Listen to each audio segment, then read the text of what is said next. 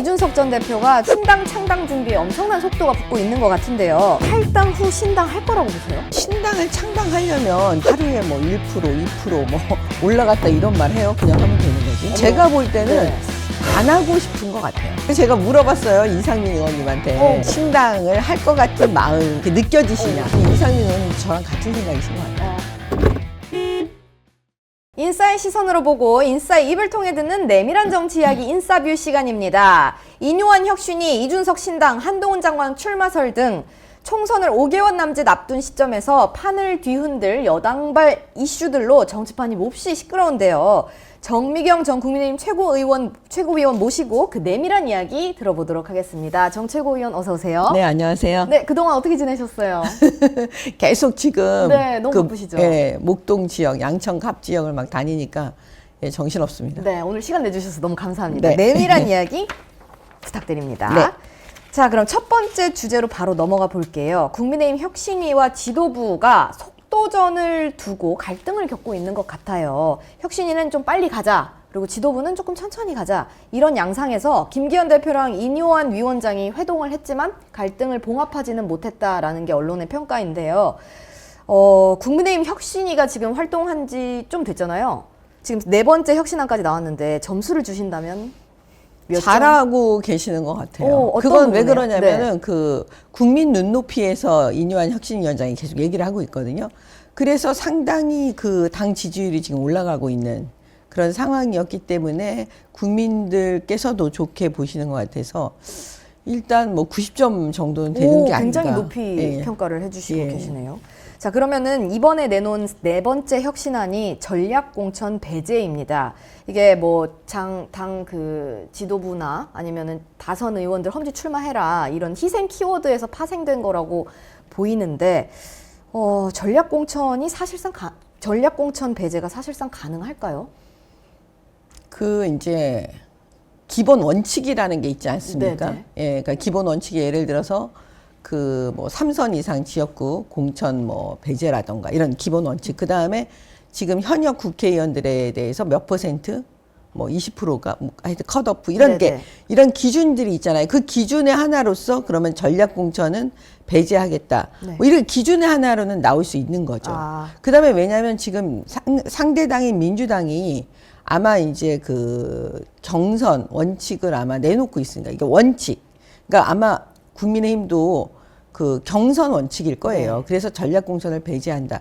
예를 들면 뭐 용산에서 내리꽂는다 이런 얘기를 굉장히 많이 그렇죠, 듣고 맞아요. 있으니까 예. 그거에 대해서 당원들과 그다음에 그 이제 국민들께 국민들한테. 아니다. 우리도 그렇게 룰이 내리꽂는 거 아니다. 룰이 있다. 원칙이 있다. 이제 이런 얘기로 하고 저는 그런 원칙을 얘기했다고 봐요. 혁신이가. 어떻게 보면 혁신이는 당연한 얘기를 한 건지도 모르는 거죠. 근데 당에서는 일단 이 혁신이가 이제 지난번에 밝힌 혁신안 중에 청년 우세 지역국 배정 같은 게 있었잖아요. 그거랑 이게 그냥 그 자체가 모순이 된다. 현실 적용에 이상과 현실 괴리가 있다라면서 반박을 했어요. 그럼 당 입장에서는 이걸 받아들일 생각이 없다라는 취지 아닐까요?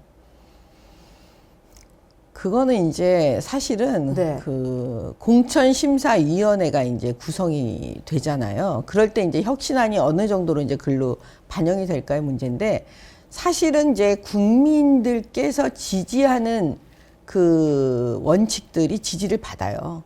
그러니까 당 지도부가 그거를 계속 뭐 우리는 받지 못한다 이런 말은 아마 못할 거예요. 그렇죠. 예.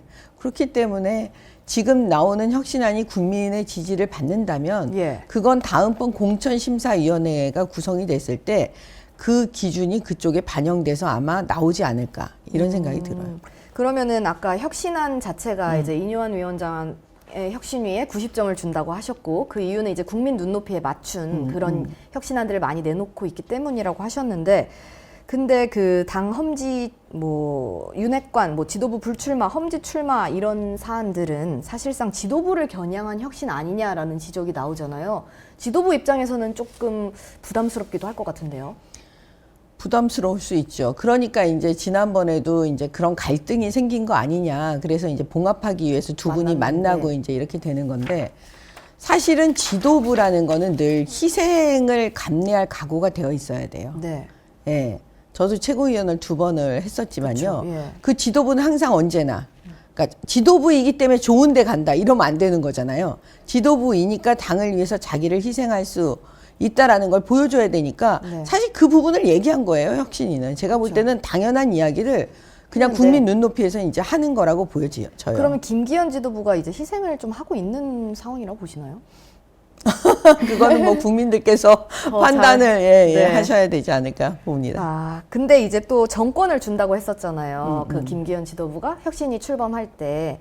그랬는데 정권을 준다고 했던 지도부가 사실상 뭐 혁신안을 받아들이지 않는다면 그 지도부의 리더십에 타격이 있는 것 아니냐라는 시각도 있더라고요. 그런 부분도 다 감안을 하고 계시겠죠? 당연하죠. 그리고 그러니까 항상 중요한 건 뭐냐면 정치는 제가 볼 땐 그래요. 국민들께서 과연 어떻게 바라보느냐.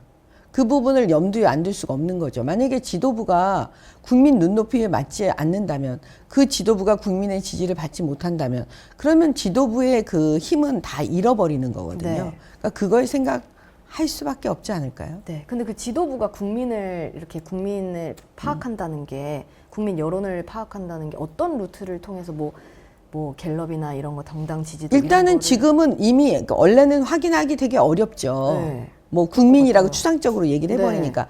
근데 이번에 그 이뇨한 혁신위원장이 들어서면서 계속 혁신안을 내놓았을 때 당장 여론조사에서 당 지지율이 올라갔어요.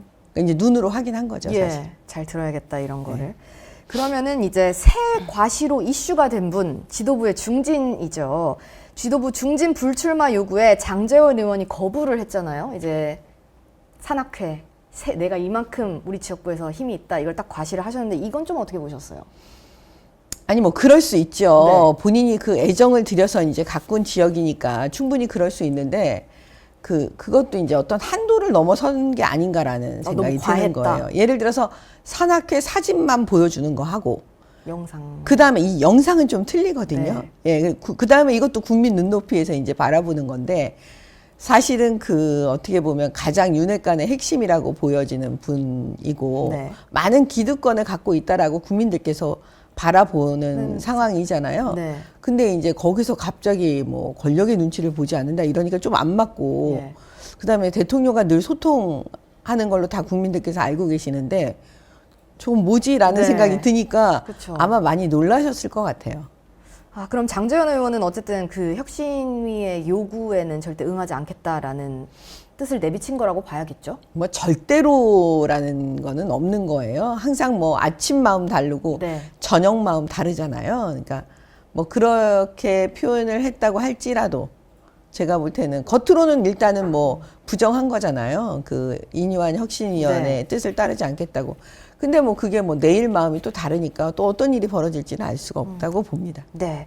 그러면은 이제 이것도 오늘의 핫 이벤트 중에 하나예요. 민주당 비명계 대표 이상민 의원이 오늘 혁신위 원장과 만나잖아요. 이뇨한 혁신위원장과 카이스트에서 만나기로 했는데 국민의힘으로 입당할까요? 저는 사실 처음에 네. 느낌이 왔어요. 그냥 국민의힘으로 오실 것 같아서. 어떤 부분에서 필이 딱 오셨어요? 그분이 가실 수 있는 곳이 저는 국민의힘 말고는 없다고 봤고요. 사실 며칠 전에 우리 그 채널A에 같이 출연을 했었는데 네네. 그 출연 전에 만났잖아요. 예. 분장실이나 예. 거기서 이제 제가 국민의힘으로 오시라고 얘기했죠. 아, 그랬더니 뭐라고 하시던가요? 그럴 것 같아요, 느낌에. 아, 오실 것 같아요. 그러면 어떤 역할을 좀 하실 수 있을 거라 보세요? 국민의힘에서는 어떤 거를 좀 기대하고 계신가요? 일단 첫 번째는 지금 이재명 대표가 있는 지금 민주당이 저는 정상이 아니라고 보거든요. 아니 저렇게 많이 수사를 받고 재판을 받고 이렇게 사법 있으면서도 리스크, 예. 예, 있으면서도 그 사과를 안 하잖아요. 그쵸. 예, 그게 정말 이거는 정치적으로 이게 좀 맞는 건가? 정치인이 저럴 수 있나? 이런 생각이 들기 때문에 그 지점을 계속 이상민 의원이 그 민주당 내부에서 얘기해 왔잖아요. 이건 정상이 아니다. 그쵸. 예. 근데 그 얘기를 이제 국민의힘에 와서 계속 이제 그 부분을 이어서 해줄 수 네. 있죠. 그리고 국민의힘에서 그 얘기를 가장 잘할 수 있다고 봐요. 이미 내부에 있었던 그 사람으로서. 어떤 지금 당에 가시는 것보다 아니면 무소속이든 그건 힘이 없잖아요. 받쳐주는. 예. 그러니까 제가 볼 때는 국민의힘이 가장 이상민 의원을 그 빛나게 해줄 수 있는 곳이다라고 말씀드릴 수 있죠. 그리고 대덕구에서 되게 오랫동안 그 네. 다졌잖아요. 지역구 기반을. 그러면 그것도 총선에 좀 도움이 그럼 당연히 되죠. 되겠죠. 왜냐하면 우리는 과거에 사례가 있습니다. 조경태 전 최고위원이 예. 우리 국민의힘으로 올 때 저도 이제 많이 또 거들었었어요. 그때. 네. 예.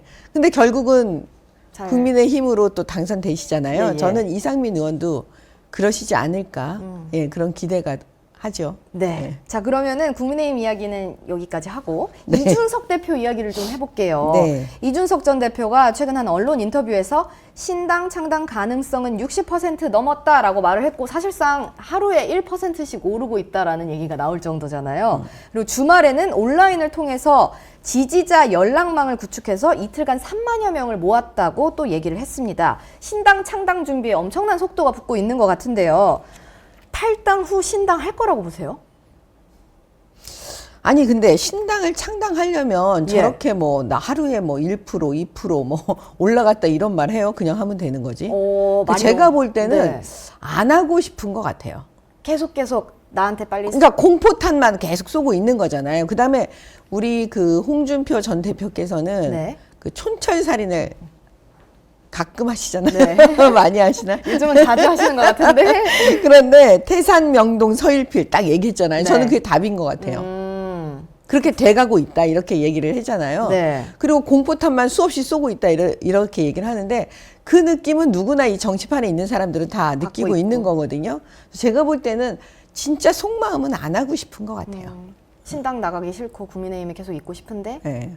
지도부가 마음에 안 든다 이런 거를 계속 표출을 하는 걸까요? 아니 이제 사실은 본인이 있는 지역이 노원이잖아요. 예. 그러면은 결국에는 국민의힘에서 공천을 주면 네. 그 지역구에 주는 거 아니겠어요? 그쵸. 예.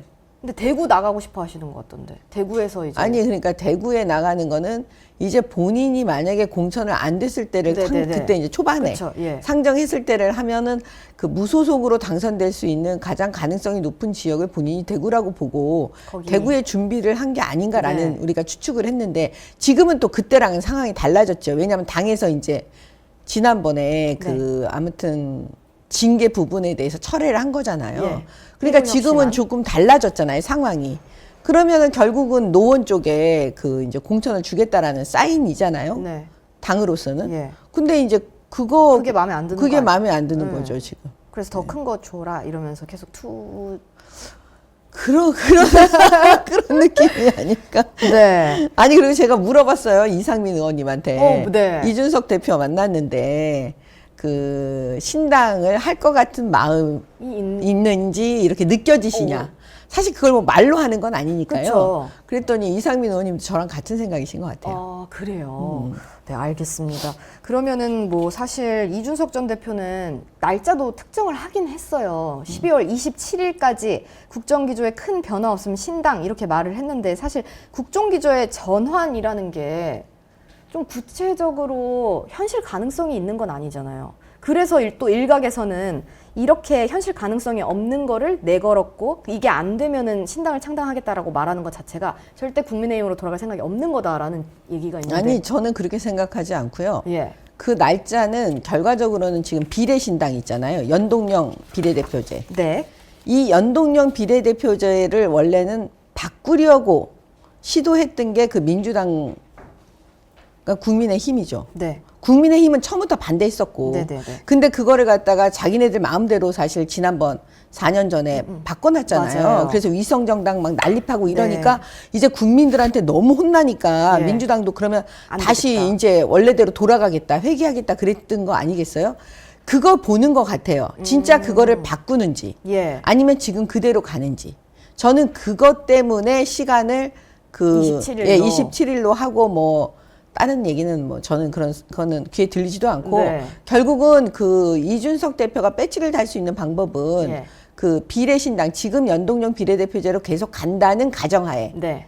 그 비례신당 비례신당일 만들어 가지고 것이다. 예, 들어올 수 있는 거 그거 말고 방법이 있을까요?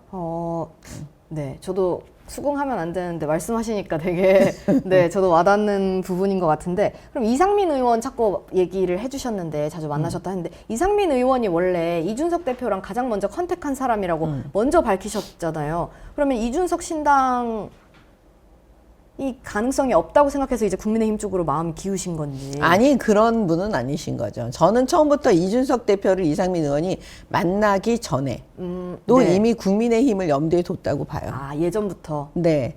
네, 알겠습니다. 왜냐하면 정치인들은 더군다나 이제 본인이 민주당에 예. 적을 두지 않고 나가겠다고 얘기했으면 다 누구라도 만날 수 있는 거 아니겠어요? 그러니까 그냥 만나보면서 얘기도 말하자면 들어보고. 그렇죠. 선을 보는 거죠. 네. 아, 이 사람은 어떤 사람이지? 뭐 네. 이런 거. 네.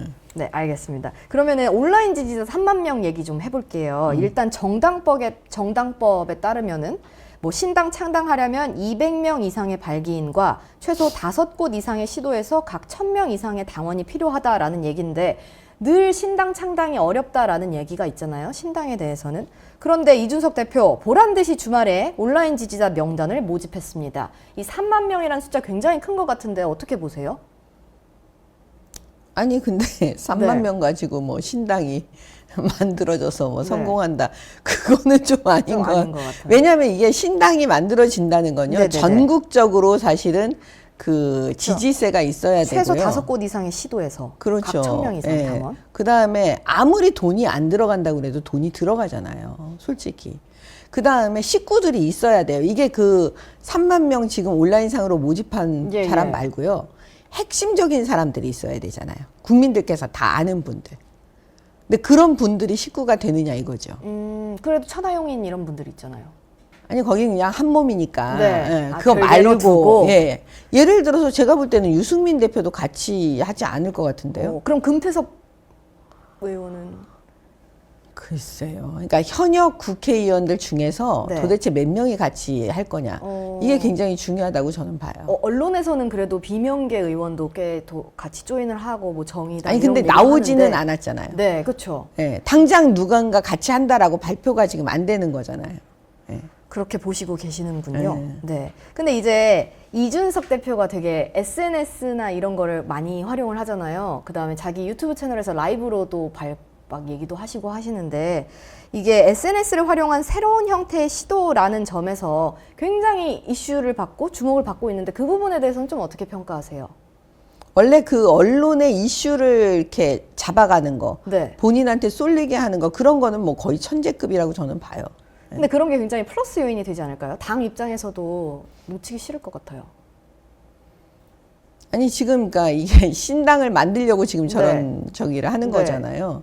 근데 과연 그러면 국민의힘한테 계속 겁주는 거잖아요. 네. 나 이렇게 나갈 거야. 나 이래. 신당 할 거야. 나 이런 힘이 있어. 막 이렇게 하는 건데 글쎄요. 이게 이제 그냥 겁주는 선에서 하고 타협을 하면 좋은데 그게 아니라 이제 진짜 막 나가가지고 막 그렇게 하면 저는 절대로 용서 못 받는다고 봐요. 다시 당에 들어올 수 없다. 예, 예. 저는 왜냐하면 내년 선거는 나라를 걱정하는 모든 사람들. 네. 그다음에 그 조금이라도 이제 어떻게든 이 윤석열 정부가 성공하기를 바라는 분들은 네. 내년 선거를 어떻게든지 이겨야 내년 되는 총선이 거예요. 굉장히 중요하죠. 예, 예. 굉장히 중요합니다. 그냥 단순히 국회의원을 뽑는 선거가 아니거든요. 그러니까 어떻게 하든 이겨야지. 그래서 공천이 되게 중요한 게 이기는 공천해야 되거든요. 네. 예.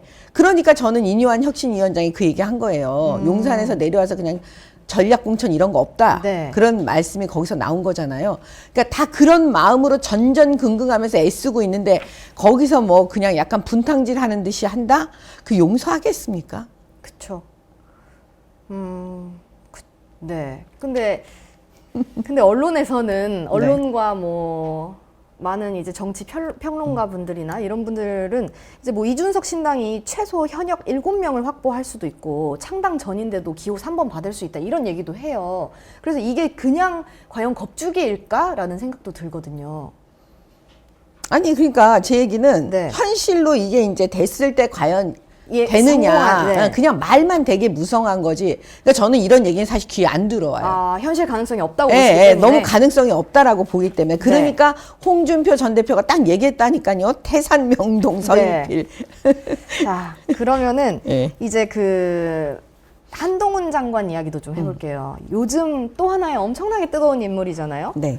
총선 출마설 두고 얘기가 참 많았었는데 좀 총선 출마에 무게를 두는 행보를 이제 보이고 있는 것 같아요. 지금까지는 선을 그었는데 지난주 대구 방문했고 뭐 오늘은 대전에 가시고 또 금요일에는 울산에도 가는데 한동훈 장관의 대구 방문을 구원투수 등판이라고 보는 시각이 있습니다. 이게 맞다고 보시나요?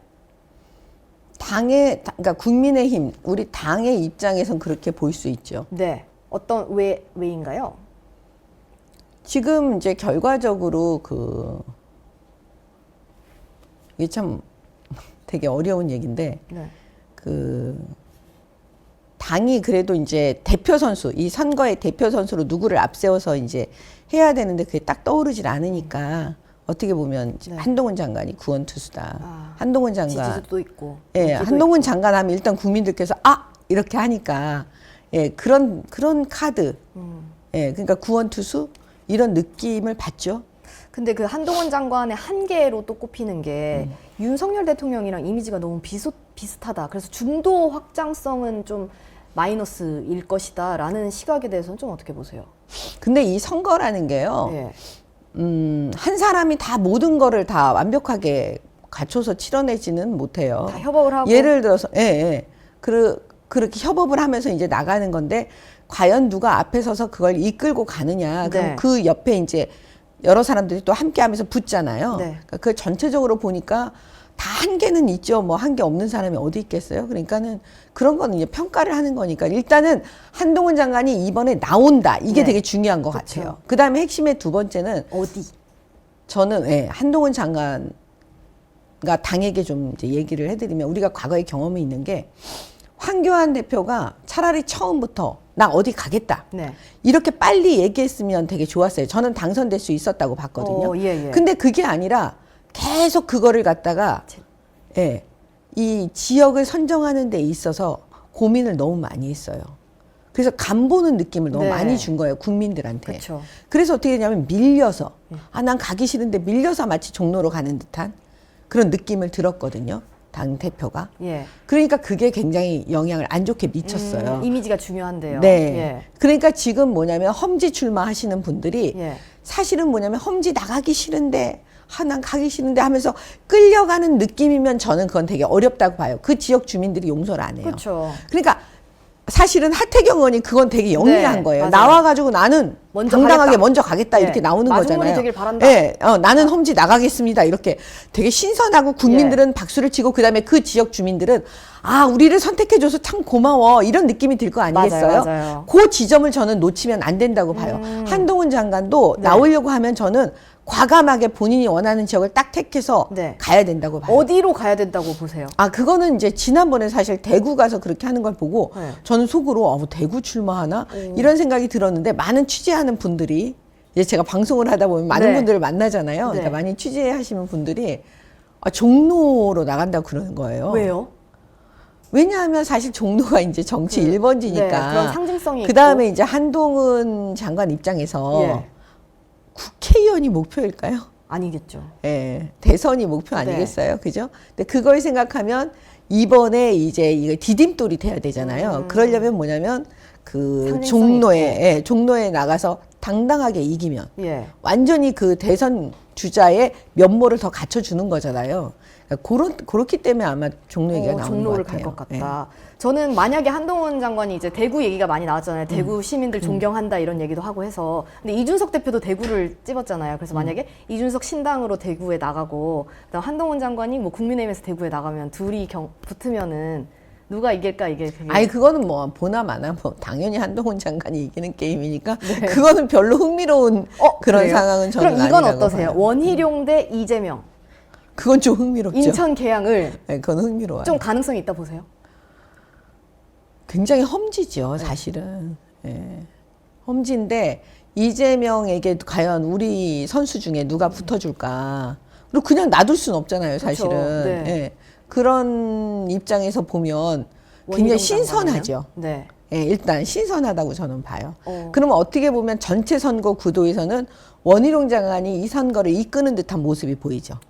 그렇게 험지에 네. 상대편의 가장 큰 장수가 붙어서 그럼 모든 언론이 거기에 집중해 버리니까 그쵸. 사실은 그 결과에 상관없이 어떻게 보면 원희룡 장관은 얻는 그냥 게 맞는 거죠. 그냥 저는 대장이 거의 되지 않을까요? 오. 저쪽은 이재명이고 여기는 원희룡 이렇게 돼 버리니까. 네. 그러면은 이번에는 이제 정책 얘기를 조금 해볼게요. 이제 정책 얘기가 굉장히 많이 나오고 있어요. 국민의힘 내부에서. 이제 서울 편입 어떻게 생각하세요? 김포 서울 편입. 아니 그거는 제가 늘 말씀을 드렸지만요. 메가시티하고는 조금 다른 거였어요. 네. 이 김포라는 특수성을 알아야 되는 게 그 지금의 김동연 지사가 전 실수했다고 봐요. 왜요? 원래 경기도를 갖다가 남도와 북도로 나누는 건 하면 안 돼요. 왜냐? 북도에 편입되길 다 원하지 않는다니까요. 그런 거가 다 있어요. 북도민들. 만약에 네. 북도라고 되면 북도에는 안 들어가고 싶다니까요. 다. 왜요? 그거는 왜 그러냐면 네. 그 경기도가 이 남도, 북도가 있으면은 뭔가 북도로 되면 본인들이 약간 이제는 떨어지는. 예, 약간 처지는 느낌이 들기 때문에 그런 걸 기본적으로 말로는 표현하지 않지만 감정적으로 받아들이기 싫은 거예요. 그래서 그거를 그 어떤 정치인도 감히 하지 못했던 거거든요. 네. 근데 그러면 김포는 예. 북도일까요? 남도일까요? 그게 애매했던 김포는 거죠. 되게 애매한 지역에 예. 더더군다나 딱 떨어지는 북도도 아니고 뭐 이거 남도라고 말할 수도 없는 거예요. 맞아요. 근데 대부분 뭐냐면 경기도에서 김동연 지사 입장에서 마치 김포가 이제 북도에 편입되는 걸로 가는 거예요. 그러면 김포 시민들 입장에서 기분 나쁜 거예요. 네. 그러면 우리 이럴 바에는 차라리 서울로 가자. 난 서울로 가자. 네. 그러면 그게 딱 받아들인 거예요. 감정이 사람의 감정을 무시하고 갈 수는 없어요. 예. 우리의 모든 행동들이라는 그쵸. 게. 예. 그러면 사실 김포는 결과적으로 서울시에 가느냐 그것만 저는 핵심을 두고 먼저 그 진행을 했었으면 더 좋았을 걸 하는 생각이 들어요. 아쉬운 점이 있다라는 말씀이신 건데 그럼 마지막으로 KBS에 이제 새로운 사장인 박민 사장이 취임을 하자마자 9시 뉴스 앵커가 교체되고 뭐 더 라이브 이런 프로그램이 폐지가 됐습니다. 정미경 최고께서도 더 라이브에 자주 나가셨었잖아요. 어떤 얘기 들으셨어요? 아니 문재인 정권 들어서자마자 제가 그때 뭐였냐면 그 MBC에서 하는 프로가 있었어요. 예. 시사 토크 이슈를 말하다. 예, 제가 출연하고 있었거든요. 근데 이제 문재인 정권 들어섰어요. 갑자기 어느 날 없어졌어요. 프로그램이요. 예, 우리한테 얘기도 한마디도 안 해줬어요.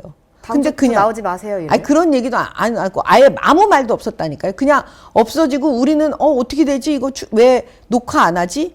뭐 이러고 어리버리 하고 있는 상황에서 예. 누구도 얘기 안 해주고 이거 우리도 잘 모르겠습니다라는 방송국 측의 얘기를 들었고 갑자기 김미화 씨가 땅 등장해갖고 그 우리가 했던 프로에 나와갖고 얘기하는 거예요. 네.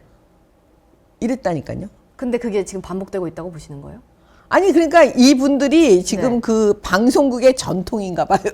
아. 사장이 바뀌면 그냥 네. 이렇게 누구도 말 안 해주고 네. 그냥 방송이 없어지고 그래요.